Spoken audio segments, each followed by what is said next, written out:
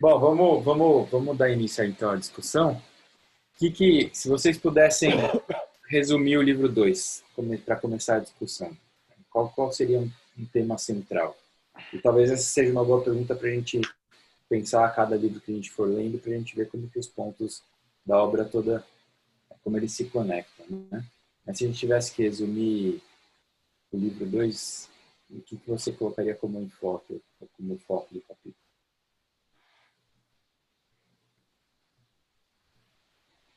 A história das peras, né? Aí das peras. Eu ia falar da pera, é isso aí. É. História. Mas o que tem por trás da história? Que é mais do que só a narrativa, né? Uhum. Cara, eu acho que é um capítulo que ele trata muito a raiz do pecado, né? Pois é. Ele passa muitas linhas do texto falando sobre o desejo desenfreado que ele não conseguia controlar e ninguém o ajudou a controlar na época. Acho que é a raiz do pecado, tentação. Acho que é por aí.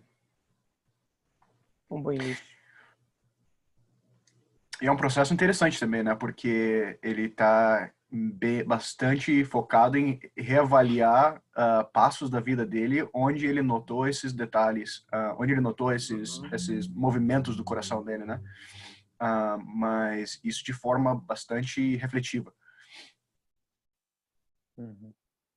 É interessante, tem uma parte até que ele fala sobre por que ele está fazendo essa reflexão publicamente no livro, né? Tentando achar aqui. No primeira frase, né? Bem no comecinho. Mas ele tem uma parte que ele coloca, acho que até mais explicitamente, por que eu estou falando isso para ti, Deus, mas... É no parágrafo 5 arábico. 3, Romanos 5 arábico. Exato. Ele diz que conta o gênero humano, por pequena que possa ser a porção. Evidentemente, para que qualquer um que leia essas coisas, reflitamos quanto é necessário clamar a ti das profundezas, é isso? Exatamente. Uhum. Então, a escrita dele é consciente, né? É eu, Deus, mas é conscientemente pública. Ele sabe que as pessoas estão lendo. Tem a ver com o que a gente falou na semana passada, né? De a gente sentir... Ele nos convida a ler a oração dele, né? E a refletir com ele, com o próprio coração dele, né? Então é um pouco invasivo em alguma medida, assim, talvez você se sinta um pouco desconfortável no início, mas é o convite que ele faz, né? Então eu até escrevi uma nota aqui no livrinho do Kindle. Eu tenho uma pergunta: seria este o propósito prático, pragmático de Agostinho ter escrito as Confissões? Ser um testemunho, não ser um livro antes de ser teológico, ser um livro de testemunho mesmo, para que outros pudessem, lendo ele, ter uma experiência com Deus como Agostinho teve. E aí ele fez teologia, mas antes de fazer teologia ele testemunhou naturalmente da vida dele, teve um objetivo mais pragmático do que teológico. Não sei. Não sei se Eu dá não para acho que existe essa desassociar uma coisa da distinção. outra. Exatamente. Não entendi, desculpa. Ele faz uma reavaliação teológica da vida dele, né? E a gente pode considerar isso, então, um testemunho para que, então, tanto eu quanto aqueles que leiam reflitamos sobre o quanto é necessário clamar a ti das profundezas. Então, é uma avaliação teológica necessária, né? E um objetivo também Separar. mútuo também, né? Um objetivo também de não só beneficiar a si mesmo e os seus ouvintes, né? Então, no sentido pragmático, como tu falou, Ivan, sem dúvida, mas talvez mais como efeito do que o seu propósito inicial, né? Que eu acho que algo que é muito interessante nas confissões é esse processo de avaliamento da sua vida de uma forma teológica, né? Esse exercício mais pessoal, no caso. E o benefício acaba sendo quem recebe o benefício também acaba sendo o seu ouvinte também, né? Eu acho que tem acho- uma questão pastoral aí também, né? Pensando, eu estava aqui verificando quando ele tinha escrito, né? Ele já era bispo de Hipona quando ele escreveu, que é um pouco ilustrar para a igreja, assim, para o pessoal que for ler uma forma de fazer isso, né? Que te leva Isso. a reavaliar o teu coração de forma profunda e intensa, né? E até eu digo assim que o tema do livro 2 é o tema das peras, porque é um pecado que muitos de nós faria assim, tipo, pô, foi tão bobo, entendeu? Não gerou mal a ninguém, não causou destruição nenhuma, mas ele lida com isso de forma intensa para, talvez, de forma didática, né? Ensinar o que fazer e como encarar todas essas histórias, né? Então, Muito E é bom. eu acho que dá interessante pra gente... você Falei. você falou de maneira mais pastoral, né? Interessante o cara abrir o coração a esse ponto para as pessoas a quem ele pastoreava, né? Uhum. A escancarar a vida dele, a, sem medo do que as pessoas poderiam pensar, seja para um pecado simples, seja para algumas coisas mais pesadas que vão vir mais para frente, que já tiveram um glimpse aqui, né? Uhum. Nesse. é difícil saber o quanto já não era conhecido também, né? Sim. Bom ponto. Mas eu acho que você levantou um ponto bom aí, que é um pastor tratando dos seus próprios problemas em público, né? E não assim, isso aqui ficou no passado, não precisa ser tratado mais, né? Sim. É interessante pensar que no contexto do pastorado de Agostinho de Hipona, Agostinho foi praticamente obrigado a se tornar pastor de Hipona. Ele foi lá para uma viagem, foi em uma missão específica, chegou lá, o povo agarrou ele pelo pescoço e aclamou ele, bispo da cidade. Era um cara muito querido, muito respeitado pela igreja, e de fato abriu o coração desse jeito. Mas eu gostei da maneira como vocês falaram, uma análise teológica da vida passada. Isso não deixa de ser um convite para a gente, né? Sem dúvida. De fazer essa análise. Eu não sei quantos tiveram a minha experiência, por exemplo, eu não sou de lá cristão, e eu tive meu período totalmente distante do Senhor e conhecendo o mundo, e poder hoje ler um livro desse e ter a experiência de poder refletir na minha vida passada de uma maneira teológica. Ele citou um versículo que eu gosto muito de Romanos capítulo 6, que ele diz: quais são as coisas que eu trago do meu passado, a não ser aquelas que eu tenho vergonha. Mas você conseguir fazer essa lembrança com o objetivo de amar mais a Deus. É a ideia de voltar ao passado, ver de onde Deus nos tirou e amar mais a Deus, porque a gente lembra daquilo que a gente fez que era tão entristecedor para ele, né? Que feria tanta santidade de Deus. E a confissão assim, tem dois aspectos, né? Ela tem a questão que a gente conversou até semana passada. Ele não só expõe o pecado dele e assim, ele confessa o pecado, mas ele confessa a Deus, né? Isso. Ele confessa a Deus, ele confessa a fé em Deus, com fim de louvor. Então, tem algo que ele está querendo destacar nessa análise teológica que exalta a Deus. E esse algo parece ser o cuidado divino, soberano, da graça dele, mesmo antes da conversão. E como na criação, até nos próprios desejos e amores, nas afeições dele, existia aquele chamado por Deus já, né? E esse acaba sendo o exercício teológico dele, né? Porque nesse confessar quem Deus é no processo em que ele está avaliando a sua vida, é onde ele está tendo que exercer esses músculos da cabeça dele para pensar de Deus de forma correta. E com esse contexto, trazendo o que ele sabe do que é verdadeiro de Deus, trazer essas verdades para sua vida passada, para sua vida, esses eventos que ele está refletindo, mas isso tudo com esse contexto de quem Deus é e como eu posso ver ele agora agindo no meu passado, né? Legal. eu tenho uma pergunta aí para levantar. Não sei, eu não tenho uma resposta para ela, mas partindo na verdade, uma palavra que o Wagner falou, né? Pensar Deus, assim. Será que a gente não poderia enxergar Agostinho assim, não só como pensar Deus, mas como sentir Deus também, né? Como Deus se relaciona com os seus sentimentos e não só com o seu intelecto, né? Porque ele parece muitas vezes que ele está ali realmente derramando o coração, né? E minha curta experiência pastoral já tem me mostrado que as pessoas não têm tanta dificuldade em reconhecer proposições, mas elas têm dificuldade em lidar com as coisas que emergem dessas proposições, né? Entre elas, por exemplo, necessidades éticas que você não pode mais simplesmente continuar agindo da forma que você agia, mas também determinados talvez sentimentos de culpa, de despreparo, enfim, não sei, tô pensando alto aqui. Não, acho que você está certo e acho que o primeiro parágrafo aí responde, né?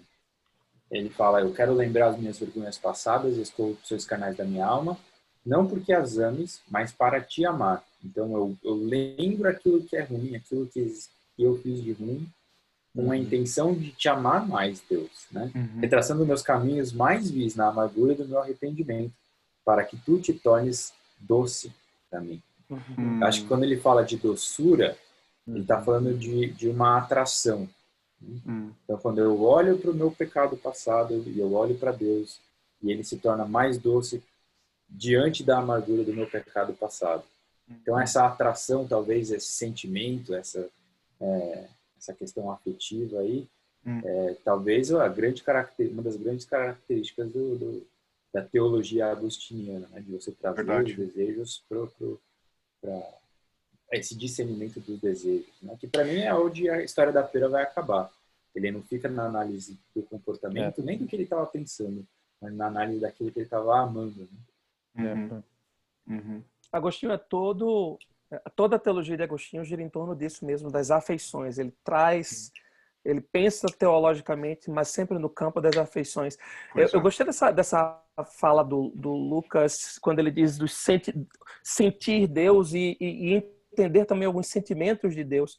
Como, pelo menos, os sentimentos de Deus são traduzidos de uma forma que a gente entenda.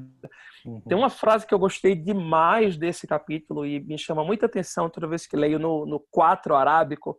Ele diz, ali passando ali pela algumas linhas, talvez 2 linhas aí no livro normal, diz assim: com efeito, tu estavas sempre presente. Veja que esteticamente bonito agora. Misericordiosamente irado. Que cabeça, né? Para falar isso, né? E salpicando de amaríssimos desgostos as minhas alegrias ilícitas, para que buscasse alegria sem desgosto e não a encontrasse onde ela poderia estar, senão em ti, Senhor. Em ti, que transformas a dor em advertência. Ele apresenta um Deus que, mesmo irado com o pecado e o pecador, ele ainda se demonstra misericórdia. Então, a maneira como ele conseguiu traduzir isso foi misericordiosamente irado. Ou seja, a ira de Deus como um aspecto de mostrar misericórdia também. A ira corretiva de Deus, a ira que tira os eleitos do caminho do pecado. E a maneira como Agostinho conseguiu traduzir isso foi: o meu pecado não me trazia paz, não me trazia satisfação plena, e eu buscava ela, e o Senhor não me deixava encontrar satisfação no pecado. Ô Ivan, eu ia falar para você terminar a frase. E tem o finalzinho disso que você estava lendo. E feres para sarar e mata-nos para que não morramos longe de ti. Não é isso? Longe de ti. Sensacional. E acho que essa ideia também bem captura essa complexidade, esse algo complexo, né, que Agostinho está pensando e sentindo ao mesmo tempo. Essa linguagem pega essa dificuldade de expressar Deus, expressar o que eu conheço de Deus em termos de proposições e o que eu conheço de Deus em termos do seu coração, né, daquilo que ele quer.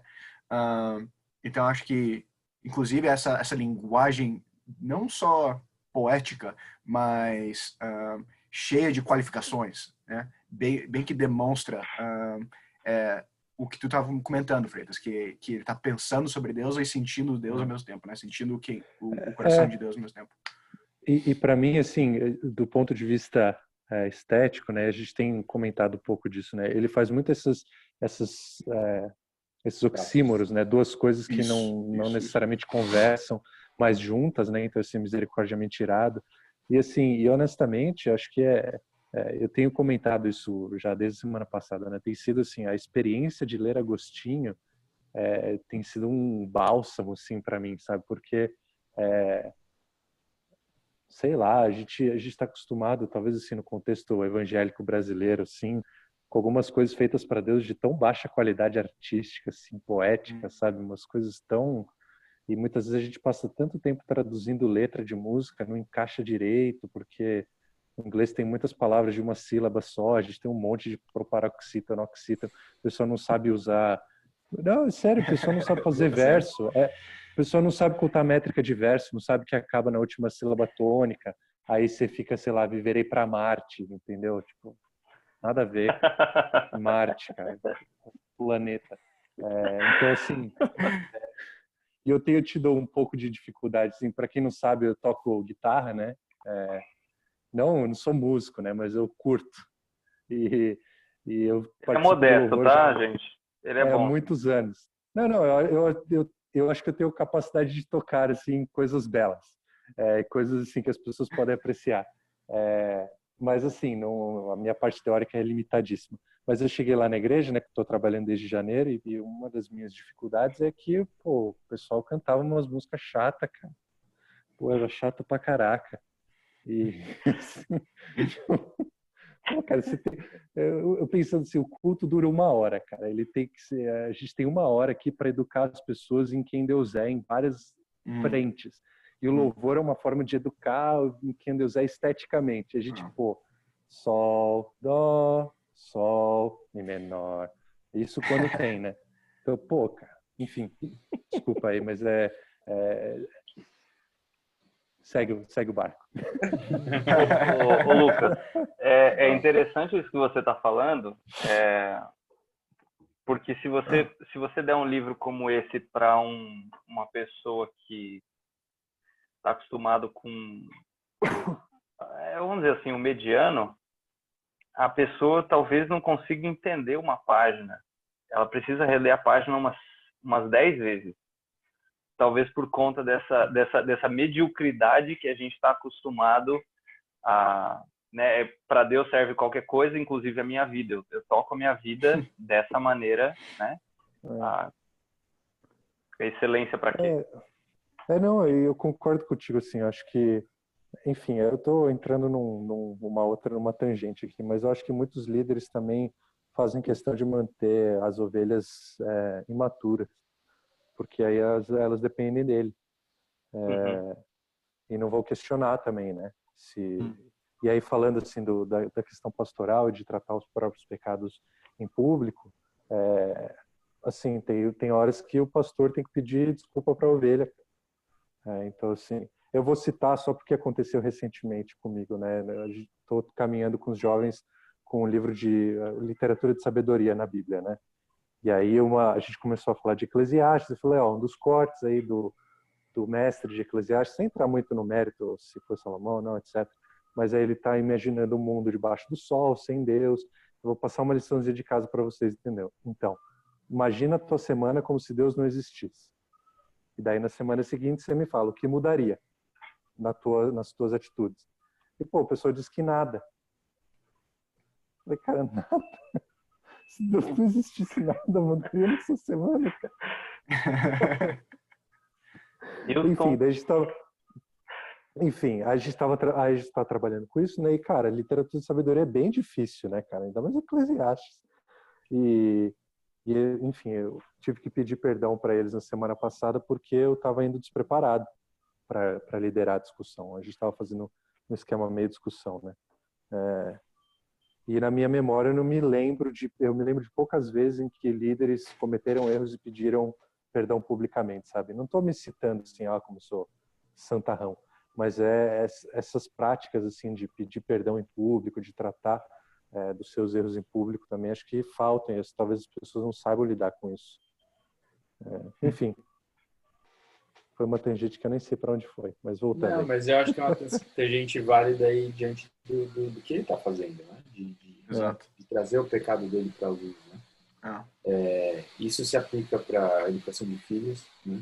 A gente tem que se enxergar muito mais no mesmo barco que os nossos filhos, tendo a necessidade do mesmo Salvador, do que sendo a solução dos problemas deles.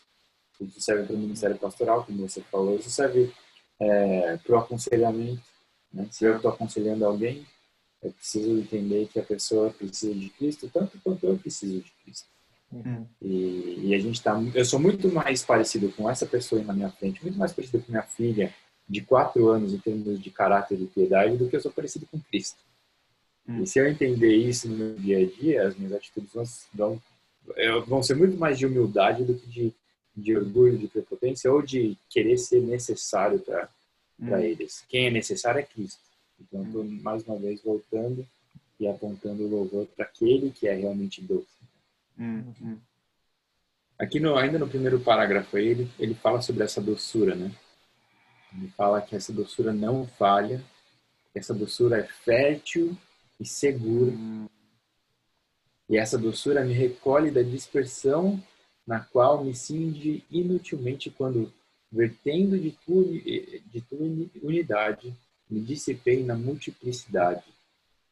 O que ele está querendo dizer? Eu queria aqui? levantar uma lebre aí sobre essa última frase. O que é que vocês acham que Agostinho está tratando aí? Só para eu ter mais certeza do que entendi. Vertendo na tua unidade, me dissipei na multiplicidade. Eu acho que ele está falando sobre, mais uma vez, sobre a afeição, sobre o amor, sobre aquilo que atrai. Ele tem uma afirmação sobre a unidade de Deus, dele ser uno, e sobre a multiplicidade se refere às diferentes tentativas ou diferentes objetos de atrações que ele estava buscando saciar esse anseio por uma doçura, né? Então, talvez a multiplicidade de amores dele, de desejos, ele estava tentando buscar isso em todos os lugares. Mas em Deus, né, que é uno, ou seja, num único lugar você consegue encontrar essa doçura que não falha, que é fértil e segura. Né? Eu achei muito interessante ele usar o fértil, uma doçura fértil, porque parece que é uma doçura que produz em você a atração doçura, né? Por ela. Que ao mesmo tempo te transforma, porque ela faz criar essa doçura em você, e você acaba participando dessa amabilidade divina. Né? E assim que ele discute... Talvez ela crie desejo também, né? Isso. Desculpa. Exato. Imagina. Exato. Não, isso aí. Ele discute a beatific vision, né? Como é que fala isso em português? A visão beatífica no livro da Trindade dessa forma, que é a visão que te transforma, te transforma naquilo que é mais belo, na semelhança de Cristo, no caso. E esse desejo pela doçura de Deus tem essa ideia parecida também, que te transforma de uma forma que traz aquele lembrete que Deus realmente é doce pelo fato da sua vida. E até no finzinho da frase de suas afeições sendo múltiplas, né? O contrário seria uma afeição singular por Deus, né? Ao invés de ter um coração que está se dissipando em várias esquinas, no caso, o contrário seria algo singular e direto a Deus. Pelos mesmos motivos. Liga diretamente lá com o versículo. com o parágrafo 13, que eu vi até lá, o Lucas até postou na internet. Nossa. Falei, a gente grifou o mesmo parágrafo, eu grifei ele inteirinho assim, ó. Aquela grifada que não ajuda, né? Você grifou tudo. Se tudo tá amarelo, nada tá grifado, né? Exatamente. Mas é que essa coisa de tudo que a gente busca, porque ele inicia, na verdade ele finaliza o parágrafo 12 dizendo sobre a beleza defeituosa e sombria pela qual os vícios enganam. E daí ele começa a listar vários vícios e listar o que esses vícios estão tentando imitar. E ele reconhece que tudo que esses vícios estão tentando imitar são encontrados de forma plena em Deus. Então, tudo que você quer cometendo um vício, assim, admitindo um vício, indo atrás dele, coisas que parecem doces, né? Coisas que parecem que são retroalimentam o seu desejo, né? Na verdade, se você buscasse tudo isso na fonte, você ganharia todas as coisas ao mesmo tempo, né? E não uma versão limitada de uma coisa. Só ratificando isso que você está falando, Freitas, no meio desse parágrafo 12, ele tem uma exclamação que ele diz: ó mais belo de todos, criador de tudo, Deus bom, Deus meu soberano e verdadeiro bem. É meio que uma frase resumindo toda a beleza, né? Todos esses atributos que ele buscava na multiplicidade das tentações, dos desejos, e que Deus reúne nele unicamente todas essas qualidades que ele buscava. Entendi. Obrigado aí pela ajuda de vocês. Queria levantar um tema, Lucas, que está bem presente nesse capítulo, que é um tema que eu até estudei bastante na outra matéria que eu fiz. Vocês perceberam, mas o tema do casamento, a visão de Agostinho sobre o casamento está muito presente nesse capítulo, né? Ele fala no capítulo, no parágrafo 3, depois no parágrafo 4, eu até grifei de cores diferentes, depois no parágrafo 8 ele repete de novo. No parágrafo 4 ele diz: fixando uma meta para as suas seduções, para que os vagalhões da minha idade desaguassem na praia do casamento. Quem poderia, se naquelas ondas eu não podia encontrar a paz nítida com o fim de procriar filhos, como prescreve a tua lei. E só qual parágrafo? Dando uma geral aqui, se vocês me permitem, a ideia de Agostinho fica explícita aqui, mas é uma ideia que ele já tinha trabalhado antes, que tem até um tratado de Agostinho específico sobre o casamento, que para Agostinho o maior de todos os bens é a castidade, mas se não puder manter-se casto, o casamento é o que está no meio termo. O problema do casamento para Agostinho é que é bem polêmica a visão dele, pelo menos agora para a gente. O casamento para Agostinho só existia com o fim de procriar filhos, duas coisas específicas: procriar, né, gerar filhos, e impedir a lascívia, proteger a gente da lascívia. Então, se não fosse com esse propósito, o casamento não tinha muita validade. Por isso, para Agostinho, a relação sexual só vale a pena se for com o propósito de filhos, ou seja, pelo simples prazer com a esposa, com o cônjuge, o sexo é pecado, para a visão dele. E depois disso, né, que é a lascívia, o casamento, então, na ordem, castidade, casamento e lascívia. A lascívia como sendo totalmente pecaminosa e a castidade como sendo um excelente bem. O casamento é meio que para resolver a lascívia, então casa para ter filho, tá? Se não for para ter filho, é melhor que você não case. Entendeu, Wagner? Não, tomei nota. Agostinho é dos meus. Ivan, só alguns pensamentos sobre essa discussão. Eu acho que ele traz tudo isso à tona justamente porque ele está falando sobre as experiências da adolescência dele, né, de como ele tinha que lidar com a sua luxúria, com essa questão sexual. Mas quando ele fala sobre o casamento ou o sexo no casamento ser para procriação, a gente vive numa idade, talvez, onde os métodos anticoncepcionais são cada vez mais diversificados, né? Você tem todo tipo, desde o aborto até camisinha e todos os outros tipos que você puder encontrar por aí. Então, o fato de você pensar no sexo, talvez, para procriação, não significa... Isso de alguma maneira estava impedindo, ele via como pecado qualquer prazer dentro dessa relação? Não sei se em seus estudos você pode... Porque se não tinha nenhum método anticoncepcional, simplesmente vai ter um maior número de filhos. E eles acabariam tendo o maior número de filhos de qualquer jeito, porque se não existe método anticoncepcional, seria sempre para procriação, não? E tem o detalhe também, muitos desses filhos morreriam antes de, Nascendo. sei lá, 10 anos de idade, antes de nascer. Poucos deles se tornariam adultos. Uhum. Sim. É isso que fica claro, Lucas, no tratado que ele escreve sobre o casamento, que de fato ele passeando ainda com muitas influências dos maniqueístas, né, a ideia da luz e das trevas muito forte, ele tinha uma tendência ainda de entender que certos prazeres físicos, eles não eram bons para que a gente tivesse. Para ele era muito forte essa questão do casamento, talvez do sexo, talvez porque tenha sido algo tão pesado na vida dele, né? Justamente. Ele estava muito tratando o que era o problema dele do passado e que machucou tanto ele. Isso. Mas fica claro no tratado, sim, que ele condena qualquer tipo de prazer sexual que não seja para a procriação de filhos. Ele chega a dizer que o homem e mulher, no tratado, no meio do escrito, fica claro que ele está tentando dizer assim, se a mulher não estiver no período fértil, não faça sexo. Não tenha relação sexual quando você sabe que a mulher não está pronta para ter filhos.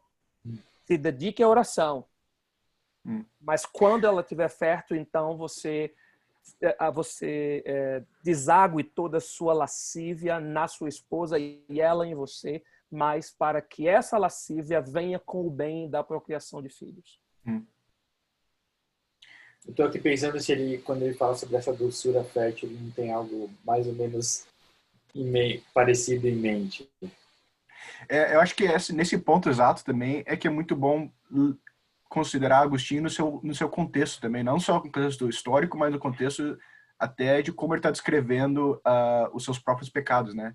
De ter de ser tão fácil para ele se dividir nas suas afeições, de ser tão fácil para ele amar o objeto e não Deus, né? Parecido com aquela pergunta que tu levantou, Lucas, não sei se vocês já leram isso aqui, On the Road with Augustine, do James K. Smith. Ele tem um capítulo sobre a visão de Agostinho no casamento, que vê ele, que nota essa pegada mais forte que ele tem em questão ao sexo, mas levanta realmente essa questão de como ele está conversando sobre isso de uma forma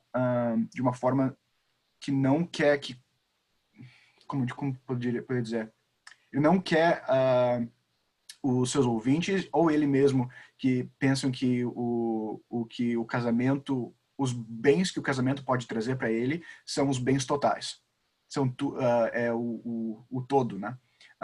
Então ele propõe essa visão mais forte, talvez realmente pelo fato de ter um passado, uma vida sexual que foi tão destrutiva, né, para ele mesmo, mas também com esse reconhecimento que o melhor sexo que ele pode ter não vai ser o suficiente para agradar ele, não vai ser o suficiente para completar o que ele realmente precisa.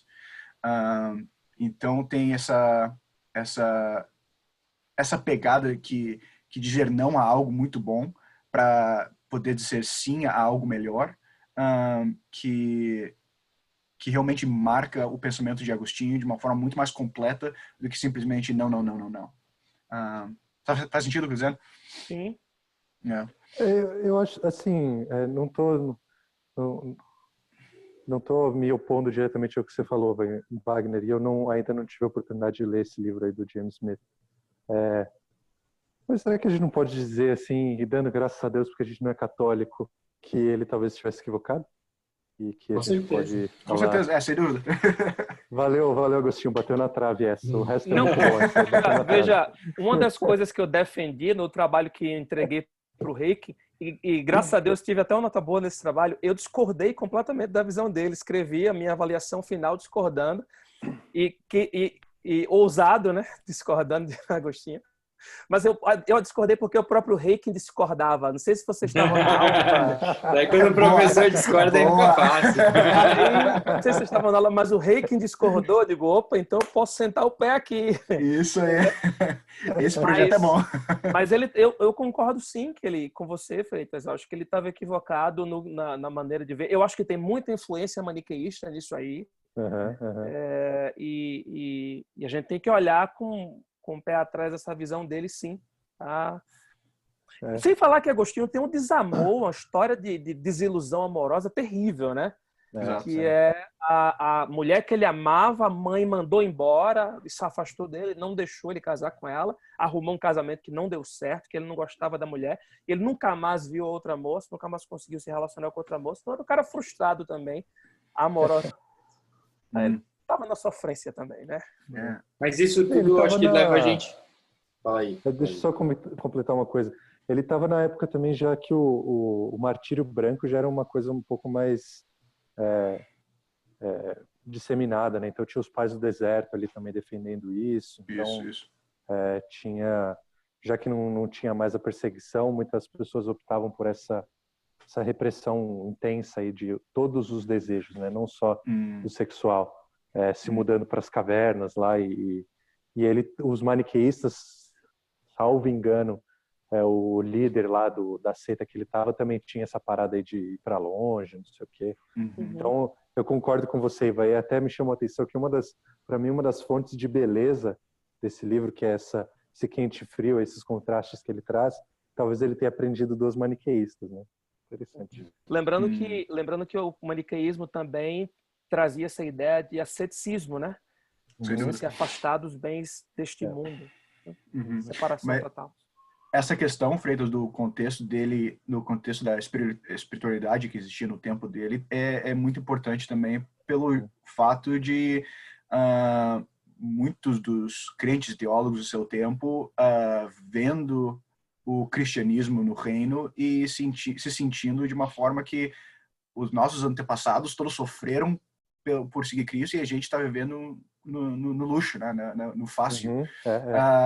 Então, como vou buscar a virtude, né? Pois é. Então, a questão realmente é como eu posso buscar a virtude, né? Nesse contexto de que tudo é fácil, quando o único cristianismo que eu conheço pelos meus antepassados é um de sofrimento, né?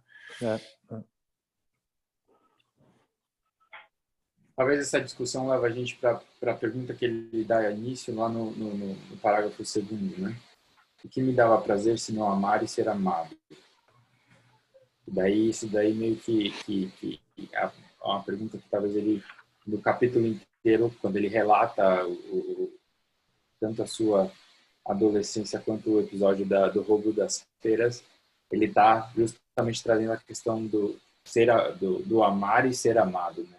Desse anseio por ter a afeição de alguém, do outro, de ser aprovado pelo outro, e de, então, dispensar aqueles desejos que precisavam ser saciados dentro dele, né? E daí, talvez a gente pudesse olhar para aquele parágrafo 13, que é onde ele traz justamente essa questão, né, ao amar aquilo que, de alguma maneira, compete com Deus, eu tento fazer de mim Deus. E ao tentar fazer de mim Deus, eu mostro o quão valoroso Deus é. A ironia disso, né? Então, no começo do parágrafo 14, ele fala: e assim a alma fornica quando se afasta de ti e busca algo que não encontra puro e líquido, senão voltando para ti. Todos aqueles que se distanciam de ti e se levantam contra ti, te imitam perversamente. Mas mesmo assim, imitando-te, mostram que tu és o Criador de toda a natureza e que, portanto, não há como se afastar totalmente de ti. Acho que tem muita coisa, né, nessas frases aqui, mas essa imitação perversa do a gente querer ser igual a Deus porque a gente valoriza a gente valoriza quem Deus é, mesmo sem saber, e trazer isso pra gente de maneira egoísta é uma imitação perversa, né?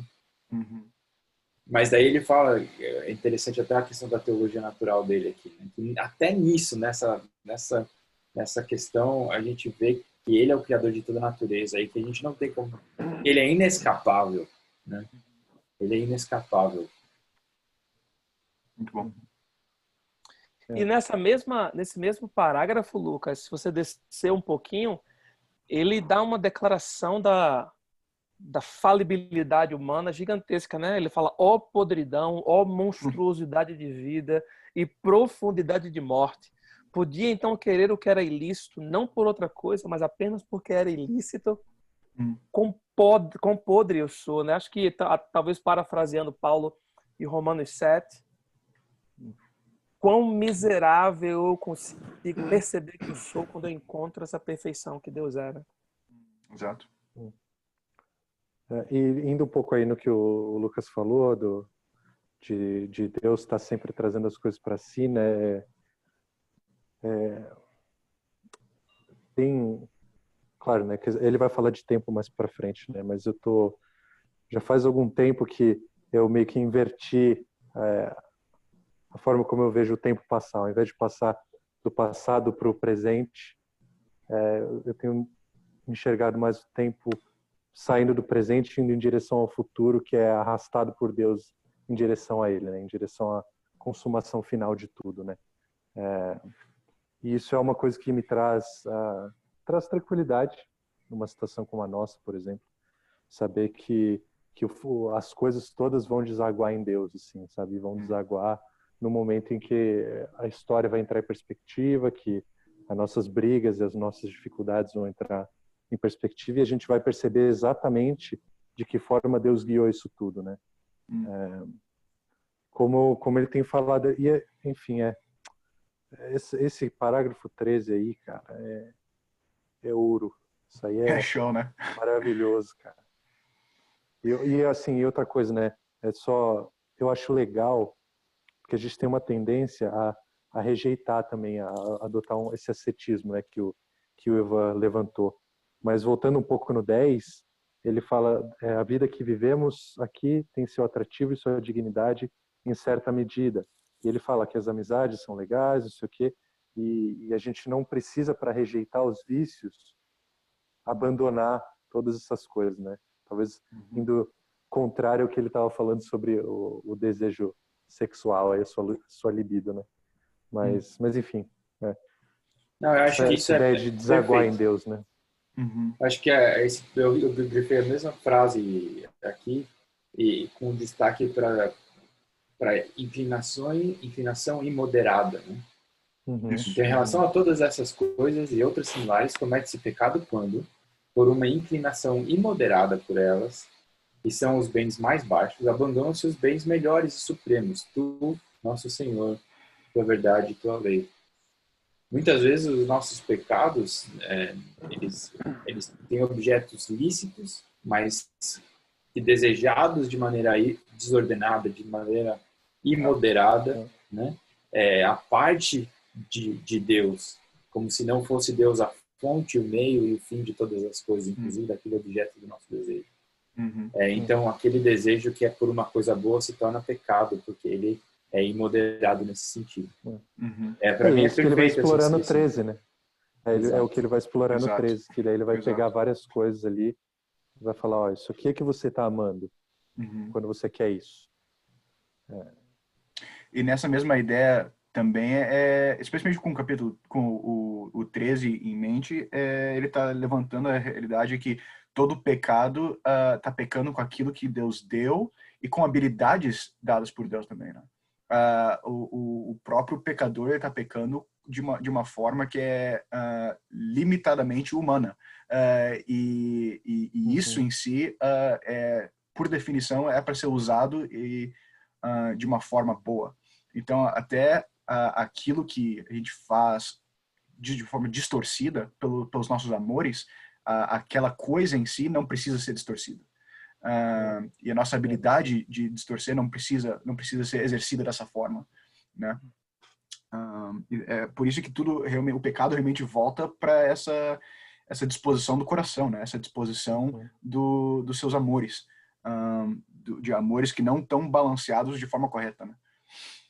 Por isso que lá pelas tantas, eu nem sei se é no Confissões, mas a frase mais conhecida de Agostinho lá é o ame e faça o que quiseres, né? Exato. Porque, assim, muitas... E eu digo assim, tendo crescido, por exemplo, aqui em Atibaia, com o PV aqui do lado, passando muitos dos meus verões no acampamento e tudo mais, muitas das vezes que eu quero interagir com algum tipo de ética, era na tesoura. Era só o que não pode fazer. Mas ninguém me falava que eu podia fazer. E aí ficava aquela loucura, assim, tipo, então eu não posso beber, eu não posso ir na festa, eu não posso ficar com as meninas, eu não posso... Mas quem eu sou, então, nessa história toda? Enfim. É interessante esse que eu não posso amar, mas o que eu posso amar, né? O que é que eu devo amar? Exato. E como, né? E como eu poderia amar o que é correto? Só um comentário sobre isso. Esse desejo imoderado, Agostinho traz com a reflexão de que esses desejos serão equilibrados se Deus for o primeiro, a prioridade na nossa vida.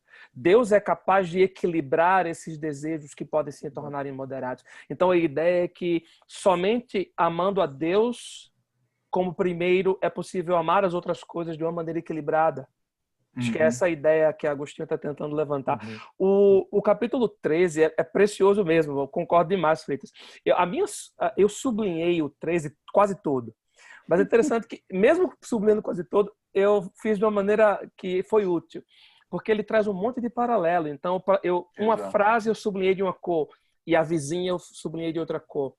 Veja, a soberba imita a sublimidade, enquanto tu és assim, fizesse isso, Lucas? Pois mas eu até postei essa frase esses dias, que é isso, ele começa a dizer, olha, e o que procura ambição, se não honras e glória, a ambição, se não honras e glórias, enquanto tu és de ser honrado, a crueldade dos poderosos pode gerar medo. O que foi que aconteceu? O Lucas está se mostrando. Tá te provando. Isso é porque eu fiz igual a tu, Lucas? Eu também. Mas é isso. E eu achei muito, muito legal essa maneira dele, muito didática, né? Essa maneira meticulosa, cuidadosa, como o cara não saiu escrevendo, vou escrever, né? Mas como ele cuidadosamente colocou as frases da maneira correta. Qual que te chamou mais atenção? Nisso que Agostinho fala, eu acho que esses paralelos, ele conseguir encontrar uma coisa que... Ele conseguir pegar uma coisa que o homem transformou em pecado por conta do desejo imoderado e colocar em Deus a satisfação daquilo. Né? Mas teve alguma que te chamou mais a atenção? Sim, porque você quer saber se foi a que chamou a sua atenção, não é isso?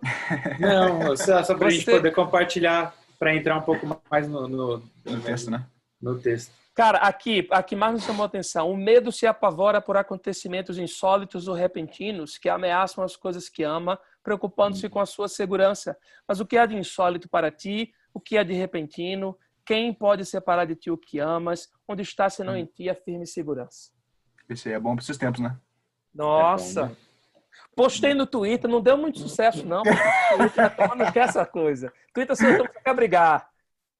No Twitter só briga, né? Twitter só cara, briga. não pode ser paz e amor no Twitter. Não dá pra instruir ninguém no Twitter, né? Cara, meu Twitter é de 2020, eu não sei usar, então eu sou paz e amor, velho. Ninguém quer me seguir. Meu Twitter é de 2009 e não tem ibope nenhum também, então fica tranquilo. Eu também, eu tuitei a mesma frase, Ivan. Eu vi, grifei, achei super legal e não deu nada. Cara, um dia desse eu postei um desaforo aí com aquele cara que inventou heresia, foi muita curtição, muita curtida, cara. Eu tive o maior número de curtida quando eu briguei. Eu disse, o brasileiro gosta dessas coisas, velho. Bom. Deixa eu só falar uma coisa aí, Ivan, que você levantou na semana passada.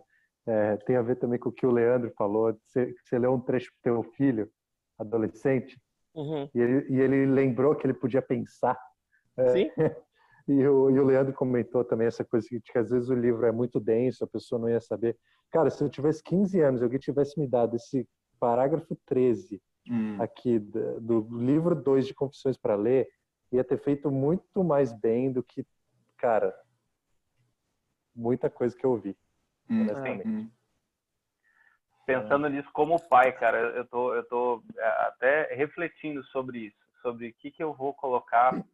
Eu só tenho uma filha, né, por enquanto, mas se vierem, se Deus der a graça de vir mais, mas o que eu vou fornecer, né, para que os meus filhos possam talvez ansiar mais esse Deus que a gente está degustando aqui juntos, né? Uhum.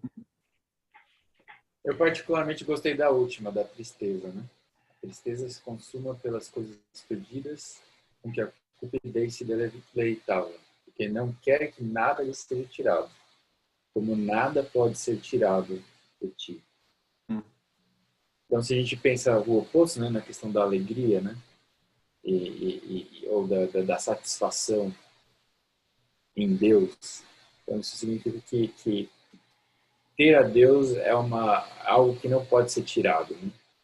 É uma alegria permanente, é uma tristeza que não vem porque se o nosso amor pertence a Ele, então esse amor não vai ser um amor frustrado, porque Deus não muda e Ele vai permanecer fiel, Ele não pode ser tirado.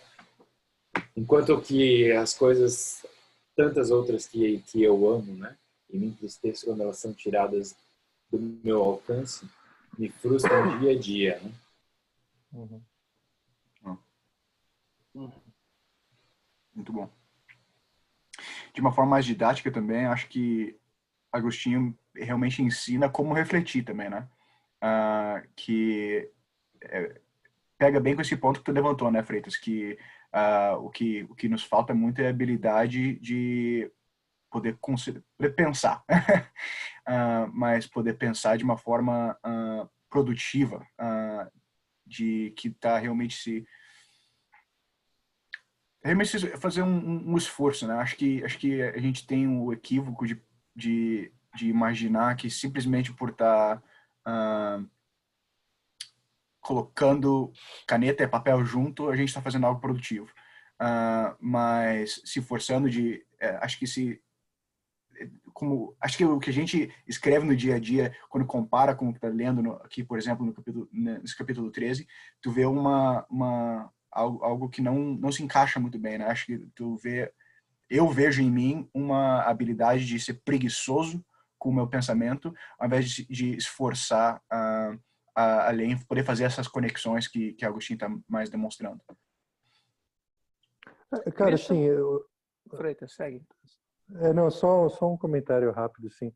Para mim, na verdade, cara, e assim, eu digo isso, eu já ouvi algumas pessoas falando isso, era um sentimento que eu tinha também, de que, na verdade, a gente precisa ter um senso estético aí mais desenvolvido, né? Às vezes a gente tem um músculo aí retórico muito desenvolvido para argumentos e linhas de pensamento, mas pouco para cativar as pessoas pela assim, Pelo belo, pelo Exato. belo, não Rafael.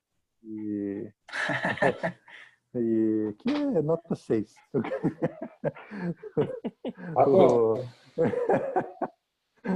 Mas tem razão, tem razão. Eu perdi. Não, enfim, eu tenho pensado nisso, né? Enfim, um dos meus maiores prazeres é pregar, sabe? E é um momento de entregar a verdade de forma clara, mas de forma bela também, né? De forma a cativar ali, né? Não por métodos, né? Mas para que, pô, não seja... Você tem meia hora, cara, 40 minutos por semana, às vezes, com aquela pessoa, sabe? Então, enfim, sei lá. É muito bom. Só comentando sobre isso, Freitas, rapidinho, Lucas, é bem rápido. Eu acho que a gente interage com pouca leitura externa, a leitura teológica. Não estou aqui fazendo uma apologia, a gente lê coisa impiedosa, sabe? Mas eu acho que a gente interage pouco com a leitura externa da teologia, por isso a gente não consegue apreciar esse belo. Estou lendo um livro do Alvin Plantinga. Interage pouco com literatura que não é técnica, na verdade. Até no meu comentário para o Lucas lá, quando ele perguntou se eu me interessaria por fazer esse clube aqui, eu falei, vamos ler ficção.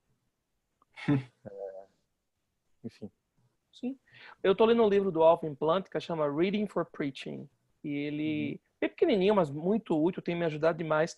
Ele dá umas indicações, mas ele também dá um norte para você ler bem, para você interagir com outras literaturas e formas de arte, com pintura, com poesia, com música, para a gente pregar apreciando a beleza da criação de Deus e inserir isso na pregação. Bem interessante. Chama Reading for Preaching, do Alvin Plantinga, do Reformed Theological Seminary.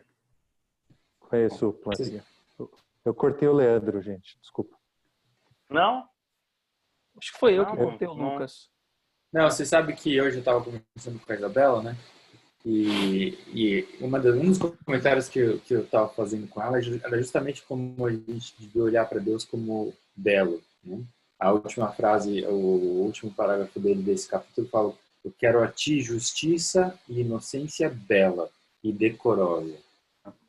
E depois ele continua ainda com uma frase maravilhosa: com olhares honestos e insaciável saciedade. Mas a questão da beleza de Deus, né? Quando ela era adolescente, a gente paquerava ainda pelo MSN, ela tinha a frase de descrição: Deus é lindo. E eu olhava aquilo e achava brega. Eu falava, mano, isso aqui deve ser coisa de gente pentecostal. Cara, brega, cara, continua brega. Jesus é lindo. A palavra paquerar já é muito brega, esquece. Mas o conceito tá certo, né, cara? Certíssimo, né? A gente precisa ver Deus como belo. E a gente desassocia a questão da beleza com a questão do padrão, né? A gente entende o padrão na questão da verdade, na questão da moral. Então, se existe Deus, então existe um padrão moral. Mas se existe um Deus, existe um padrão para todas as coisas, né? Inclusive para aquilo que é belo e aquilo que é verdadeiro, com certeza, e aquilo que é bom. Então a frase da Isabela estava teologicamente muito correta e o meu desgosto pela frase não fazia sentido. Porém, talvez fazia algum se me permite, ela estava teologicamente correta, mas esteticamente... Falhou na estética. Boa. Faltou beleza na frase. Faltou. Alguém de vocês já leu aquele livro do Philip Ryken, Art for God's Sake? Muito A bom. Call to Recover Art? Muito bom. Muito bom. Esse foi um livro que me despertou um pouquinho sobre essa ideia. Ele faz uma versãozinha resumida, tem uma palestra dele na Fiel 2019, 2018. Foi recentemente, em que ele pregou... 2019, acho. Foi ano passado. E ele prega em Êxodo, falando justamente sobre esse assunto. Muito legal, cara. Muito bacana. Manda no a gente chat. vive numa idade utilitarista, né? Exato. Onde o que vale não é a estética, é só a utilidade. Exato. Ô, Ivan, e Lê, depois manda lá, ou no grupo do Facebook, essas leituras aí recomendadas. Beleza, mando sim. Vai ser mandei. Boa.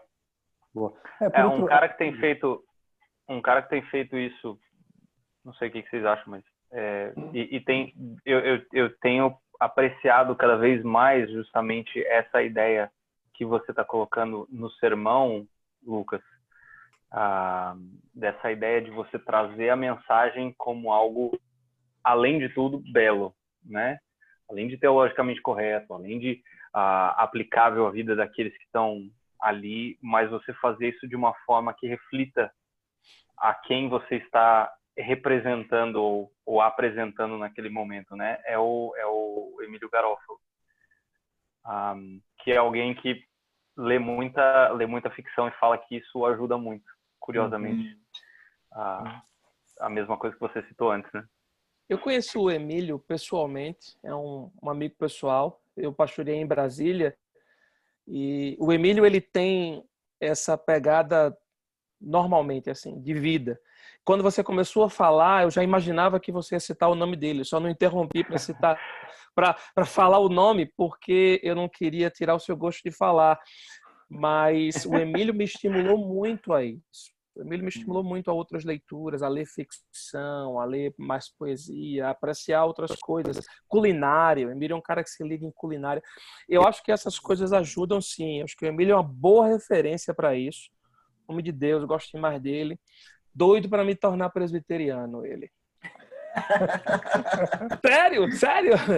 Doido para me tornar presbiteriano. Queria chamar a atenção para a gente esquecer essa parte. Por que o cara batiza criança, velho? Droga. Lembrando queria que o chamar a vídeo está atenção. sendo gravado e que vai ser publicado depois. Mas eu falei isso para você, não foi, Lucas? Alguma coisa nesse sentido? Não foi do meu flerte com os presbiterianos? Já falei? Já. Cara, é o seguinte, eu queria chamar a atenção para o parágrafo 15, que eu acho interessante uma defesa que Agostinho faz dele mesmo, no parágrafo 15. Ele começa a perguntar, fala da gratidão, como retribuirá a Deus e tal. Ali pelo meio do capítulo ele começa a falar que atribui a Deus, é interessante isso, ele atribui a Deus os pecados que ele não cometeu. Então, traz essa ideia para a gente clara de que os pecados são nossa rebeldia contra Deus, mas ainda assim Deus está nos poupando de pecados, Deus estava poupando ele de pecados que ele não cometeu. Mas veja o que ele diz logo depois da interrogação aí do meio do parágrafo. Ele diz assim: não me despreze, pois, quem, chamando por ti, seguiu tua voz e evitou os pecados que lê em minhas lembranças e confissões. Porque a minha doença foi curada pelo mesmo médico que lhe permitiu não adoecer, ou melhor, adoecer menos. E ele te ama igualmente por isso. Aliás, mais ainda, por ver que eu sarei da prostração de tantos pecados, graças àquele pelo qual ele se vê livre da prostração de tantos pecados. Agostinho está defendendo ele, dizendo: ei, não me acuse por aquilo que eu já estou regenerado. O Deus que curou a minha doença, curou a sua também. A única diferença entre você e eu é que eu pequei mais, eu estava mais doente do que você. Acho que ele traz essa ideia da graduação de doença do pecado, né? Ele diz: olha, você, o Deus que permitiu você não adoecer, ou melhor, adoecer menos. Então ele gradua o tamanho dessa doença, mas ele está dizendo, fazendo uma defesa, dizendo assim: ó, não me culpe por aquilo que eu já fui. Deus já me restaurou disso. Muito legal, achei isso aí. Eu tinha prestado atenção em outras leituras para essa parte. Muito legal. Isso aqui também é muito útil num contexto de aconselhamento bíblico também, né? Pensando em ti, né, Lucas? Lidando com muito caso onde o passado é algo difícil de lidar, né? Realmente traz muito essa ideia do que significa ser uma nova criação em Cristo, né? E até a questão da relação conselheiro-aconselhado, né? Do pastor ovelha. Exato. Daquele orgulho espiritual de você ouvir o pecado da outra pessoa e falar: eu não tenho que lidar com esse tipo de história tão escura assim. Não, peraí. Não despreze, né?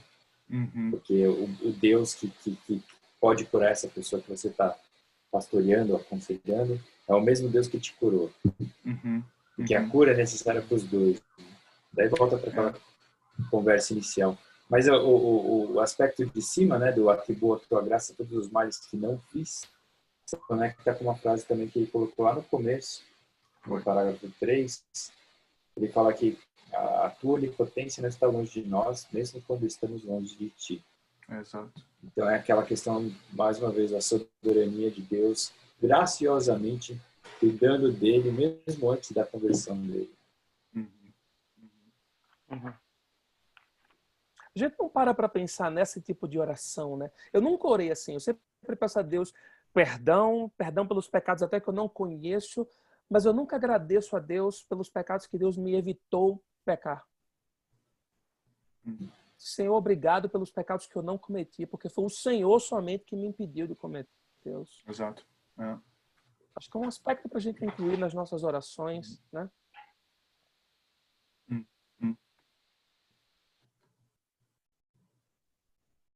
Mais alguma coisa que vocês querem destacar aí? Nosso tempo está quase chegando ao fim.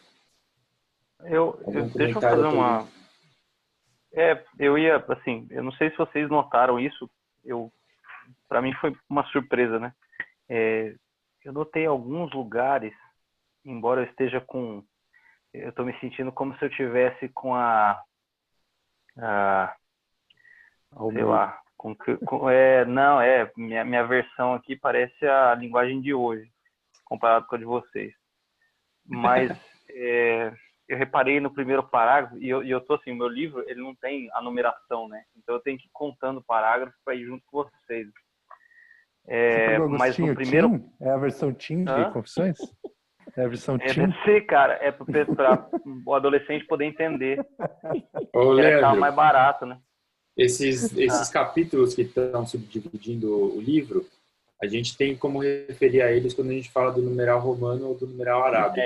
Isso me ajuda. Isso me ajuda. Mas eu vou dar um jeito de pegar essa outra.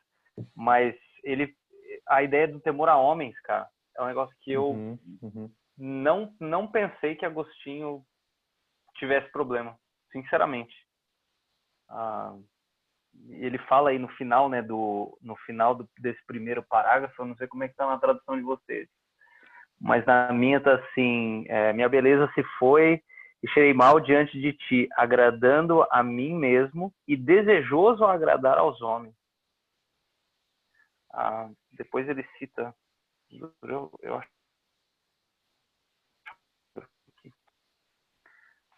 Ele volta nisso, né? Deixa eu ver aqui. Vai. Mas assim, isso para mim foi uma surpresa.